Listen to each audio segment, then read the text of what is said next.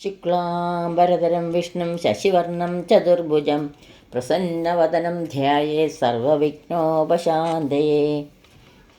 വെള്ളപ്പളുങ്കു നിറമൊത്ത വിദഗ്ധരൂപി കള്ളം കളഞ്ഞു കമലത്തിലെഴുന്ന ശക്തി വെള്ളത്തിലെ തിരകൾ തള്ളിവരും കണക്കിനുള്ളത്തിൽ വന്നു വിളയാടുക സരസ്വതീ നീ. ഗുരവേ സർവലോകാനാം ഭിഷജേ ഭവരോഗിണാം നിധയേ സർവവിദ്യാനാം ശ്രീദക്ഷിണാമൂർത്തയേ നമഃ. കൃഷ്ണായ വാസുദേവായ ദേവകീനന്ദനായ ച നന്ദഗോപകുമാരായ ഗോവിന്ദായ നമോ നമഃ. പീതാംബരം കരവിരാജിത ശംഖുചക്രകൗമോദഗീ സരസിജം കരുണാസമുദ്രം രാധാസഹായം അതിസുന്ദരമന്ദഹാസം വാതാലയേശമനിശം ഹൃദി ഭാവയാമി. സർവത്ര ഗോവിന്ദനാമസങ്കീർത്തനം ഗോവിന്ദ ഗോവിന്ദ. എല്ലാവർക്കും നമസ്കാരം. നമ്മളിവിടെ ഭക്തകവി ശ്രീ പൂന്താനത്തിൻ്റെ ജ്ഞാനപ്പനയാണ് സ്മരിച്ചു കൊണ്ടിരിക്കുന്നത്. അതിലേക്ക് കടക്കുന്നതിന് മുമ്പ് ഒരു കീർത്തനം ചൊല്ലിയിട്ട് അതിലേക്ക് കടക്കാം. ചൊല്ലുന്ന വാക്കുകൾ പോലവേ എന്നെന്നും ചെയ്യുവാനും കൃഷ്ണ സാധിക്കണേ. ചൊല്ലുന്ന വാക്കുകൾ പോലവേ എന്നെന്നും ചെയ്യുവാനും കൃഷ്ണ സാധിക്കണേ. ചൊല്ലുന്നതൊക്കെയും വാദനാഥ നിന്റെ ചേലേഴും ലീലകൾ ആയിടണേ. ചേലേഴും ലീലകൾ ആയിടണേ. ചിന്തയിൽ എപ്പോഴും വായുപുരേശ്വര ചന്തമേറും നിന്റെ രൂപമാകാൻ. ചിന്തയിൽ എപ്പോഴും വായുപുരേശ്വര ചന്തമേറും നിന്റെ രൂപമാകാൻ. ചിന്മയരൂപ ജഗന്നിവാസ എന്നിൽ ചാഞ്ചല്യമില്ലാത്ത ഭക്തിയേകൂ. എന്നിൽ ചാഞ്ചല്യമില്ലാത്ത ഭക്തിയേകൂ. ചാരത്തിരിപ്പോർക്കും ദൂരത്തിരിപ്പോർക്കും ചിത്തത്തിൽ വേദന തോന്നിടാതെ. ചാരത്തിരിപ്പോർക്കും ദൂരത്തിരിപ്പോർക്കും ചിത്തത്തിൽ വേദന തോന്നിടാതെ. സിന്ദൂരമിട്ടത വാക്കുകൾ ഓതുവാൻ ചാരുകളേബര ഭാഗ്യമേകൂ. ചാരുകളേബര ഭാഗ്യമേകൂ. ചന്ദന ചാർച്ചിതമായ നിൻവേഷങ്ങൾ ചിത്തത്തിൽ എന്നും തെളിഞ്ഞിടണേ. ചഞ്ചലമാകുമൻ ചിത്തത്തെ മാനസചോര നീ വേണ്ട പോൽ മാറ്റിടണേ. ചന്ദന ചാർച്ചിതമായ നിൻവേഷങ്ങൾ ചിത്തത്തിൽ എന്നും തെളിഞ്ഞിടണേ. ചഞ്ചലമാകുമൻ ചിത്തത്തെ മാനസചോര നീ വേണ്ട പോൽ മാറ്റിടണേ. മാനസചോര നീ വേണ്ട പോൽ മാറ്റിടണേ.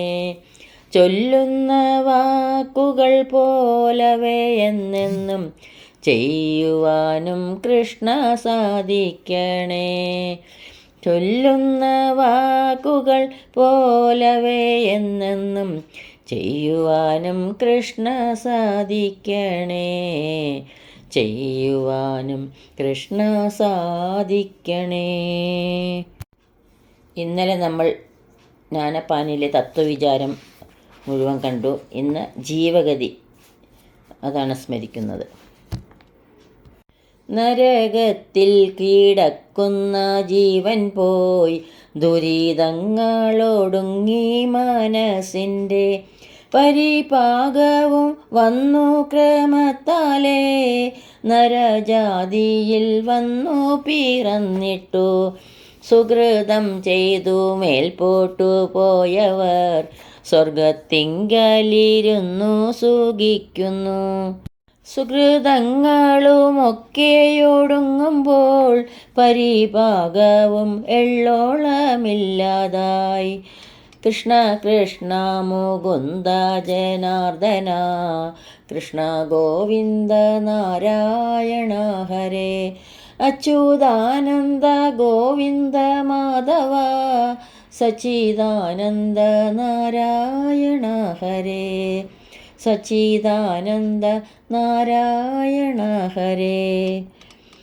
പരിചോടങ്ങിരുന്നിട്ടു ഭൂമിയിൽ ജാതരായി ദുരിതം ചെയ്തു ചത്തവർ, വന്നോരാ ദുരിതത്തിൻ ഫലമായി പിന്നെ പോയി നരകങ്ങളിൽ വീഴുന്നു. സുരലോകത്തിൽ നിന്നൊരു ജീവൻ പോയി നരലോകേ മഹീസൂരനാകുന്നു. ചണ്ഡകർമ്മങ്ങൾ ചെയ്തവൻ ചാകുമ്പോൾ ചണ്ഡാലകൂലത്തിങ്കൽ പിറക്കുന്നു. കൃഷ്ണ കൃഷ്ണ മുകുന്ദ ജനാർദ്ദന, കൃഷ്ണ ഗോവിന്ദ നാരായണ ഹരേ. അച്യുതാനന്ദ ഗോവിന്ദ മാധവ, സച്ചിദാനന്ദ നാരായണ ഹരേ. സച്ചിദാനന്ദ നാരായണ ഹരേ. അസുരന്മാർ സൂരന്മാരായിടുന്നു, അമരന്മാർ മരങ്ങളായിടുന്നു. അജം ചത്തു ഗജമായി പിറക്കുന്നു, ഗജം ചത്തങ്ങജവുമായിടുന്നു. നരി ചത്തു നരനായി പിറക്കുന്നു, നാരി ചത്തുടനോരിയായി പോകുന്നു. കൃപ കൂടാതെ പീഡിപ്പിച്ചിടുന്ന നൃപൻ ചത്തു കൃമിയായി പിറക്കുന്നു. ഈച്ച ചത്തൊരു പൂച്ചയായിടുന്നു. ഈശ്വരൻ്റെ വിലാസങ്ങളിങ്ങനെ കീഴ്മേലിങ്ങനെ മണ്ടുന്ന ജീവന്മാർ, ഭൂമി ഇന്നത്രേ നേടുന്നു കർമ്മങ്ങൾ. സീമയില്ലാതോളം പല കർമ്മങ്ങൾ, ഭൂമി ഇന്നത്രേ നേടുന്നു ജീവന്മാർ. കൃഷ്ണ കൃഷ്ണ മുകുന്ദ ജനാർദ്ദന, കൃഷ്ണ ഗോവിന്ദ നാരായണ ഹരേ. അച്യുതാനന്ദ ഗോവിന്ദ മാധവ, സച്ചിദാനന്ദ നാരായണ ഹരേ. സച്ചിദാനന്ദ നാരായണ ഹരേ. അങ്ങനെ ചെയ്തു നേടി മരിച്ചുടൻ അന്യലോകങ്ങൾ ഓരോന്നിൽ ചെന്നിരുന്നു പൂജിക്കുന്നു ജീവന്മാർ. തങ്ങൾ ചെയ്തോരു കർമ്മങ്ങൾ തൻ ഫലം ഒടുങ്ങിയിടും അതൊട്ടു നാൾ ചെല്ലുമ്പോൾ. ഉടനെ വന്നു നേടുന്നു പിന്നെയും തൻ്റെ ഗൃഹത്തിങ്കൽ നിന്നുടൻ. കൊണ്ടുപോന്ന ധനം കൊണ്ടു നാമെല്ലാം മറ്റെങ്ങാനും ഒരിടത്തിരുന്നിട്ടു വിറ്റുണെന്നു പറയും കണക്കിനെ. കൃഷ്ണ കൃഷ്ണ മുകുന്ദ ജനാർദ്ദന, കൃഷ്ണ ഗോവിന്ദ നാരായണ ഹരേ.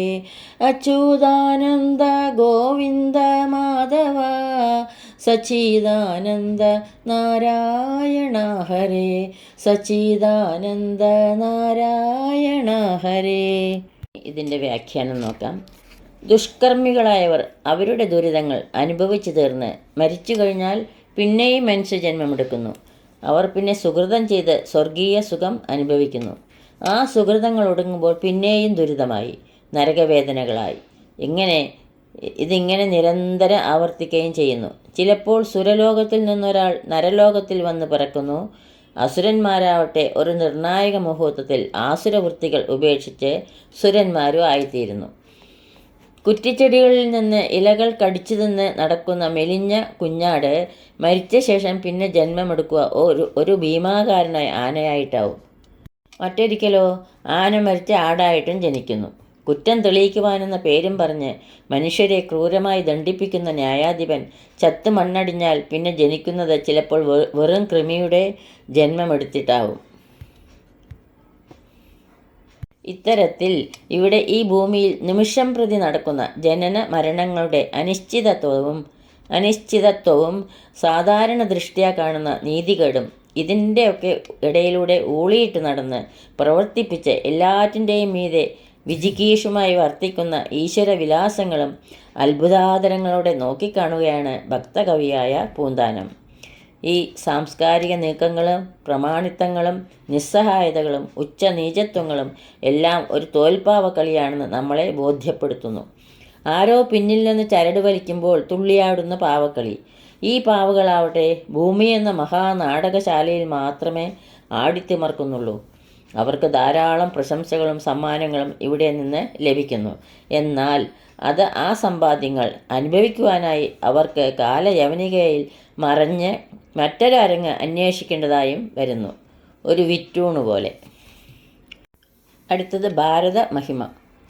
കർമ്മങ്ങൾക്കു വീള ഭൂമിയാകിയ ജന്മദേശമീ ഭൂമി അറിഞ്ഞാലും കർമ്മനാശം വരുത്തേണമെങ്കിലും ചെമ്മേ മറ്റെങ്ങും സാധീയ നിർണയം ഭക്തന്മാർക്കും മുമുക്ഷു ജനങ്ങൾക്കും സക്തരായ വിഷയീ ജനങ്ങൾക്കും ഇച്ഛിച്ചിടുന്നതൊക്കെ കൊടുത്തിടും വിശ്വമാതാവ് ഭൂമി ശിവ ശിവ. വിശ്വനാഥൻ്റെ മൂലപ്രകൃതി താൻ പ്രത്യക്ഷേണ വിളങ്ങുന്നു ഭൂമിയായി. കൃഷ്ണ കൃഷ്ണ മുകുന്ദ ജനാർദ്ദന കൃഷ്ണ ഗോവിന്ദ നാരായണ ഹരേ അച്യുതാനന്ദ ഗോവിന്ദ മാധവ സച്ചിദാനന്ദ നാരായണ ഹരേ സച്ചിദാനന്ദ നാരായണ ഹരേ. അവനീതല പാലനത്തിനല്ലോ അവതാരങ്ങളും പലതോർക്കുമ്പോൾ അതുകൊണ്ടു വിശേഷിച്ചും ഭൂലോകം 14 ഉത്തമമെന്നല്ലോ വേദവാദികളായ മുനികളും വേദവും ബഹുമാനിച്ചു ചൊല്ലുന്നു. ലവണാംബൂതി മധ്യേ വിളങ്ങുന്ന ജംബൂദ്വീപൊരു യോജന ലക്ഷവും സപ്തദ്വീപുകളുണ്ടതിലത്രയും ഉത്തമമെന്നു വാഴ്ത്തുന്നു. പിന്നെയും ഭൂപത്മത്തിനു കർണികയായിട്ടു ഭൂധരേന്ദ്രനതിലല്ലോ നിൽക്കുന്നു. കൃഷ്ണ കൃഷ്ണ മുകുന്ദ ജന. ഇതിൽ 9 ഖണ്ഡങ്ങളുണ്ടല്ലോ അതിലുത്തമം ഭാരതഭൂതലം. സമ്മതരായ മാമുനി ശ്രേഷ്ഠന്മാർ കർമ്മക്ഷേത്രമെന്നല്ലോ പറയുന്നു. കർമ്മബീജമതീന്നു മുളയ്ക്കേണ്ടു ബ്രഹ്മലോകത്തിരിക്കുന്നവർകൾക്കും കർമ്മബീജം വരട്ടിക്കളഞ്ഞുടൻ ജന്മനാശം വരുത്തേണമെങ്കിലും ഭാരതമായ ഖണ്ഡമൊഴിഞ്ഞുള്ള പാരിലെങ്ങുമേളുതല്ല നിർണയം. അത്ര മുഖ്യമായുള്ളൊരു ഭാരതം ഈ പ്രദേശമെന്നെല്ലാവരും ഓർക്കണം. കൃഷ്ണ കൃഷ്ണ മുകുന്ദ ജനാർദ്ദന കൃഷ്ണ ഗോവിന്ദ നാരായണ ഹരേ അച്യുതാനന്ദ ഗോവിന്ദ മാധവ സച്ചിദാനന്ദ നാരായണ ഹരേ സച്ചിദാനന്ദ നാരായണ ഹരേ. അത്രത്തോളം നോക്കി കണ്ടുകൊണ്ടിരിക്കുമ്പോൾ കവിക്ക് കലശലായ ദേശസ്നേഹം വരികയാണ്. ജന്മഭൂമിയായ ഭാരതത്തിൻ്റെ മഹിമയിൽ അഭിമാനവും ഉണ്ടാകുന്നു. എന്നാൽ പൂന്താനം കാണുന്ന ഭാരതഭൂമി കേവലം കാശ്മീരം മുതൽ കന്യാകുമാരി വരെയുള്ള കുറച്ച് ചതുരശ്ര സ്ഥലമല്ല, 7 ആഴി ചൂഴുന്ന ഭൂമിയെയാണ് അദ്ദേഹം ഭാരതമായി കരുതുന്നത്. പണ്ട് ധർമ്മിഷ്ഠരായ രാജാക്കന്മാർ പരിപാലിച്ചിരുന്ന വിശിഷ്ട ഭൂമി. കവി പാടുകയാണ് തൻ്റെ ജന്മഭൂമിയെപ്പറ്റി. വീണ്ടും കർമ്മങ്ങളെ വിളയിക്കുകയും അതിൽ ജീവികളെ ബന്ധിച്ചിടുകയും ചെയ്യുന്ന ഈ ഭൂമിയിൽ തന്നെയാണ് ആ ബന്ധനം അറുത്തിടാനുള്ള ആയുധവും ഉപായങ്ങളും ഉള്ളത്. ഈ ഭൂമിക്ക് മാത്രമായി ഉള്ള സിദ്ധിയാണത്. കർമ്മനാശം വരുത്തുവാൻ ആഗ്രഹിക്കുന്നവർക്ക് വേറെ എവിടെ നിന്നും അത് സാധിക്കുകയുമില്ല എന്ന് തീർച്ചയാണ്. ഈ ഭൂമിക്ക് മാത്രമായി ഉള്ള സിദ്ധിയാണത്. കർമ്മനാശം വരുത്തുവാൻ ആഗ്രഹിക്കുന്നവർക്ക് വേറെ എവിടെ നിന്നും അത് സാധിക്കുകയില്ല എന്ന് തീർച്ചയാണ്. കാരണം ഈ ഭൂമി വെറുമൊരു ഭൂപ്രദേശം മാത്രമല്ല, വിഷയസുഖങ്ങളിൽ രമിക്കുവാൻ ആസക്തി ഉള്ളവർക്കും ഭഗവത് ഭക്തന്മാർക്കും മാത്രമല്ല, മഹാജ്ഞാനികൾക്കും മോക്ഷം മാത്രം ലക്ഷ്യമിടുന്ന സർവസംഘ പരിത്യാഗികൾക്കും എല്ലാ തരക്കാർക്കും അവരാഗ്രഹിക്കുന്നത് പ്രാപ്തമാക്കുന്ന വിശ്വമാതാവാണ് ഈ ഭൂമി. വിശ്വനാഥൻ്റെ യഥാർത്ഥ മൂലപ്രകൃതി പ്രത്യക്ഷമായി തന്നെ വിളങ്ങുകയാണിവിടെ. അതൊന്ന് നോക്കിക്കണ്ട് അറിയണമെന്നേയുള്ളൂ. ഈ ഭൂമിയെ സമ്പദ് സമൃദ്ധയും സംസ്കാര സമ്പന്നയും രത്നഗർഭയും ആക്കുവാനിവിടെ അനേകം മഹാത്മാക്കളുടെ അവതാരങ്ങളുണ്ടായത്. വേദവാദികളായ മുനിശ്രേഷ്ഠന്മാർ സമസ്ത ലോകത്തിൻ്റെയും സുഖത്തിനും സമാധാനത്തിനുമായിക്കൊണ്ട് നിരന്തരം വേദഘോഷം മുഴക്കുന്നത് ഈ ഭൂമിയിലിരുന്നിട്ടാണ്. ഈ ഭൂമി എവിടെ കിടക്കുന്നു എന്നല്ലേ പറയാം. കര കാണാത്ത ഉപ്പു സമുദ്രത്തിന് മധ്യത്തിലായിട്ടാണ് സപ്തദ്വീപ് സമൂഹം. അതിൽ 1,00,000 യോജന വിസ്തീർണവും എല്ലാം കൊണ്ടും ഉത്തമവും ആയതാണ് ജംബുദ്വീപ്. 9 ഖണ്ഡങ്ങളുള്ള താമരയുടെ ആകൃതിയുള്ള ഇതിൻ്റെ ഒത്ത നടുവിലെ കർണികയായിട്ട് ഉത്തങ്കനായി വിശ്രുതനായ മഹാമേരു എന്ന പർവ്വതം നിൽക്കുന്നു. ഈ 9 ഖണ്ഡങ്ങളിൽ ഏറ്റവും വിശിഷ്ടമായതാണ് ഭാരതഖണ്ഡം. സർവസമ്മതരായ മഹർഷി ശ്രേഷ്ഠന്മാർ ഇതിനെ കർമ്മക്ഷേത്രം എന്നാണ് പറയുന്നത്. ക്ഷേത്രം എന്നാൽ ദേവാലയം, വയൽ, മനസ്സ്. ഇവിടെ കർമ്മത്തിൻ്റെ വിത്ത് മുളയ്ക്കുന്നു, അത് വളർന്ന് വലുതാവുന്നു. എന്നാൽ കർമ്മബീജം ചുട്ടുകരിച്ചു കളയുവാനും വീണ്ടും വീണ്ടും ഉള്ള ഈ ജന്മ സ്വീകാര്യത്തിൽ നിന്ന് വിട്ടുപോന്ന് സ്വതന്ത്രമാവാനും ഈ ഭൂമിയിൽ മാത്രമേ സംവിധാനമുള്ളൂ. ബ്രഹ്മലോകത്ത് എത്തിയവർക്ക് ആർക്കായാലും കർമ്മം ചെയ്യുവാനും കർമ്മബന്ധത്തിൽ നിന്ന് വിട്ടുപോരാനും ഇവിടെ എത്തുക തന്നെ വേണം. അത് തീർച്ചയായ കാര്യമാണ്. ഇക്ഷ്വാകു വംശത്തിലെ അതിപ്രഗത്ഭനായ രാജാവായിരുന്നു ഗഡ്വാങ്കൻ. അദ്ദേഹം ദേവന്മാരുടെ കൂടി സുഹൃത്തായിരുന്നു. ഒരു തവണ ദേവാസുര യുദ്ധം വന്നപ്പോൾ ദേവേന്ദ്രൻ സഹായം ആവശ്യപ്പെട്ടതിനാൽ ഗഡ്വാങ്കൻ ദേവലോകത്തിൽ പോയി യുദ്ധത്തിൽ ദേവന്മാരെ സഹായിച്ച് അസുരന്മാരോട് യുദ്ധം ചെയ്ത് യുദ്ധത്തിൽ ജയിച്ചു. ദേവന്മാർ സംതൃപ്തരായി ഗഡ്വാങ്കനെ കുറേ ദിവസം കൂടി അതിഥിയായിട്ട് ദേവലോകത്തിൽ പിടിച്ചു നിർത്തി. ഒരു ദിവസം ദേവേന്ദ്രൻ ചോദിച്ചു, അങ്ങേക്ക് ഞാൻ എന്ത് സഹായമാണ് ചെയ്തു തരേണ്ടത്? ഗഡ്വാങ്കൻ ആലോചിക്കാതെ തന്നെ പറഞ്ഞു, എനിക്കിനി എത്ര ആയുസ്സുണ്ട് എന്നറിഞ്ഞാൽ കൊള്ളാം. ചിത്രഗുപ്തൻ ഉടനെ അറിയിച്ചു, അയ്യോ, 3.25 നാഴികയെ അങ്ങേക്കിനി ജീവിതമുള്ളൂ. അപ്പോൾ ഗഡ്വാങ്കൻ ബന്ധപ്പെട്ട് ഉടനെ പറഞ്ഞു, എങ്കിൽ എനിക്ക് ഈ നിമിഷത്തിൽ തന്നെ ഭാരതഖണ്ഡത്തിലെത്തണം. ഉടനെ ദേവേന്ദ്രൻ രാജാവിൻ്റെ ആഗ്രഹം നിറവേറ്റിക്കൊടുത്തു. രാജാവ് ഭൂമിയിലെത്തി യോഗാസനത്തിലിരുന്നു. മോക്ഷപ്രാപ്തനാവുകയും ചെയ്തു. സ്വർഗഭൂമിയിൽ മോക്ഷത്തിനുള്ള സംവിധാനമില്ല എന്ന് രാജാവിന് അറിയാമായിരുന്നു. മോക്ഷ കവാടത്തിൽ 4 കാവൽക്കാരുണ്ട്: ശമം, വിചാരം, സന്തോഷം, സാധുസംഗമം. അതറിഞ്ഞ് അതിനെ അനുശീലിച്ചവനായിരുന്നു ഗഡ്വാങ്കൻ എന്ന ധരണീശൻ. അതുകൊണ്ടാണ് ഈ ഭാരതഖണ്ഡം അത്രയ്ക്ക് പ്രധാനപ്പെട്ടതും ശ്രേയസ്കരവും ആയിത്തീർന്നത്. ഈ കാര്യം ആരും മറക്കുകയോ കേട്ടില്ലെന്ന് നടിക്കുകയോ ചെയ്യരുത് എന്നുകൂടി പൂന്താനം നമ്മളെ അറിയിക്കുന്നു. ബാക്കി ഭാഗം നമുക്ക് നാളെ കാണാം. ഈ അക്ഷരപ്പൂക്കൾ പൊന്നു ഗുരുവായൂരപ്പൻ്റെ പാതാരവിന്ദങ്ങളിൽ ഭക്ത്യാദരപൂർവ്വം സമർപ്പിക്കുന്നു. സർവത്ര ഗോവിന്ദനാമ സങ്കീർത്തനം. ഗോവിന്ദ ഗോവിന്ദ. യദക്ഷരപദഭ്രഷ്ടം മാത്രാഹീനം ത്വയേദ്ഭവേത് തത്സർവം ക്ഷമ്യതാം ദേവ. നാരായണ നമോസ്തുതേ. കായേന വാചാ മനസേന്ദ്രിയൈർവാ ബുദ്ധ്യാത്മനാ വാ പ്രകൃതേ സ്വഭാവാത് കരോമി യദ്യഃ സകലം പരസ്മൈ നാരായണായേതി സമർപ്പയാമി. സർവം നാരായണായേതി സമർപ്പയാമി. സ്വസ്തി പ്രജാഭ്യ പരിപാലയന്താം ന്യായേണ മാർഗേണ മഹീമഹീഷ.